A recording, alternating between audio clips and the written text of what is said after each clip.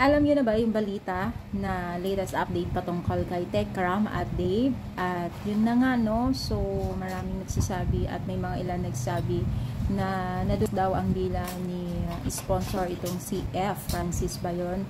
Na kung saan sabi daw na or nakikita daw nila na ito yung ginagamit nila, itong si Dave daw ang ginagamit nila para makapaghiganti daw kay Tekram, at may galit daw kasi itong si F kay Tekram, at ito nga, no, itong si Dave ang kanilang naisip di umano na gagamitin sa paghiganti. Ako, totoo kaya to?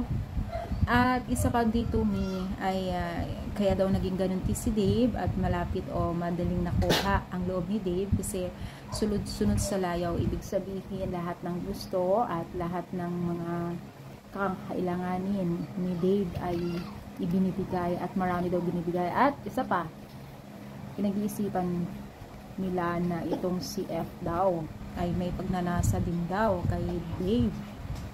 Ano? Nako, ang gulo, no?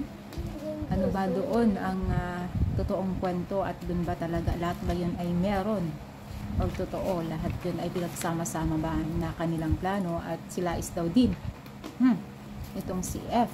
Ako, sabi yan sa mga comments, sa mga ibang nakikita ko, no? So hindi sa akin nanggagaling yan, at yan ay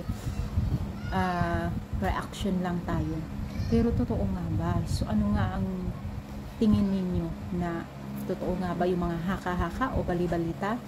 Syempre, mga i-comment down na ninyo dito sa baba kung ano sa palagay ninyo, kung yun ba ay lahat yun ay totoo, no? So, i-comment down palagi ang ating video.